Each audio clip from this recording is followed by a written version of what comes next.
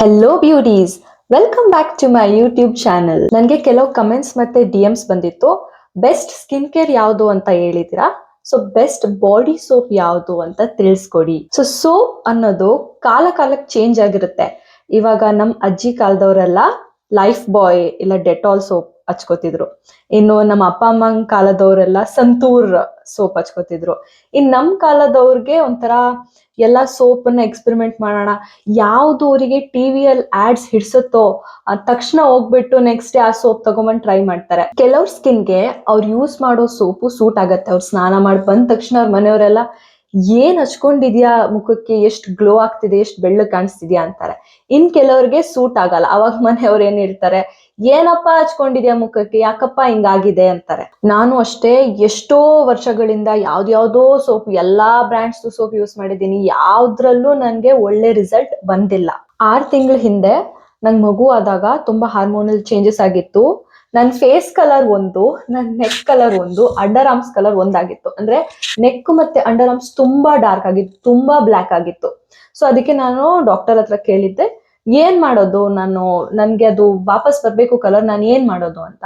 So ಅದಕ್ಕೆ ಅವರು ಕೋಜಿಕ್ acid ಇರೋದು ಯಾವ್ದಾದ್ರು ಸೋಪ್ ಅನ್ನ ಹಚ್ಚಿ ಇಲ್ಲ ಕ್ರೀಮ್ ಅನ್ನ ಹಚ್ಚಿ ಅಂತ ಹೇಳಿದ್ರು. ಅವಾಗ ನಾನು ಕುತ್ಕೊಂಡು ಹುಡುಕ್ತಿದ್ದೆ, ಯಾವ್ದು ಸೋಪ್ ಅಲ್ಲಿ ಕೋಜಿಕ್ ಆಸಿಡ್ ಇದೆ, ಮತ್ತೆ ಅದ್ರಲ್ಲಿ ಸೈಡ್ ಎಫೆಕ್ಟ್ಸ್ ಇರಬಾರ್ದು, ಯಾಕಂದ್ರೆ ಏನೋ ಒಂದ್ ಮಾಡಕ್ ಹೋಗಿ ಏನೋ ಒಂದ್ ಆಗ್ಬಾರ್ದಲ್ವಾ.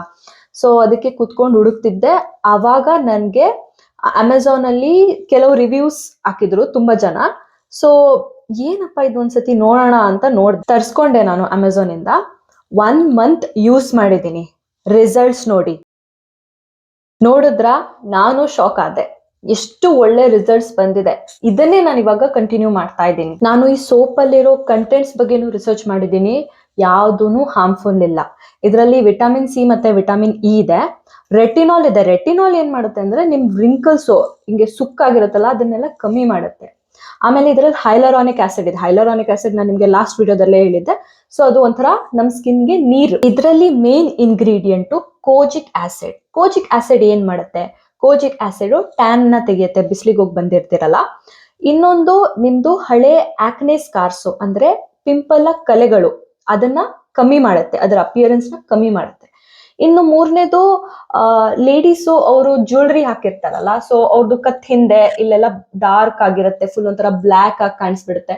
ಸೊ ಇದನ್ನ ಒಂದ್ಸತಿ ನೀವು ಯೂಸ್ ಮಾಡಿ ನೋಡಿ, ಇದೆಲ್ಲ ಅಪಿಯರೆನ್ಸ್ ಕಮ್ಮಿ ಆಗುತ್ತೆ. ಯಾಕಂದ್ರೆ ನಾನೇ ಪ್ರೂಫು, ನಂದು ತುಂಬಾ ಇಲ್ಲಿ ಡಾರ್ಕ್ ಇತ್ತು, ಸೊ ಇವಾಗ ತುಂಬಾ ಲೈಟ್ ಆಗಿದೆ, ನೀವೇ ನೋಡ್ಬೋದು. ಇದರ ಹೆಸರು ಕೋಜಿಕ್ ಆಸಿಡ್ ಡಾರ್ಕ್ ಸ್ಪಾಟ್ ರಿಮೂವರ್.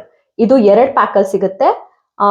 ಎರಡಕ್ಕೆ 400 ರುಪೀಸ್. ಒಂದು ಪ್ಯಾಕ್ ಅಲ್ಲಿ 3 ಬಾರ್ಗಳಿರುತ್ತೆ. ಸೊ ನಾನು ಇದನ್ನ ಡೈಲಿ ಯೂಸ್ಗೆ ರೆಕಮೆಂಡ್ ಮಾಡ್ತೀನಿ.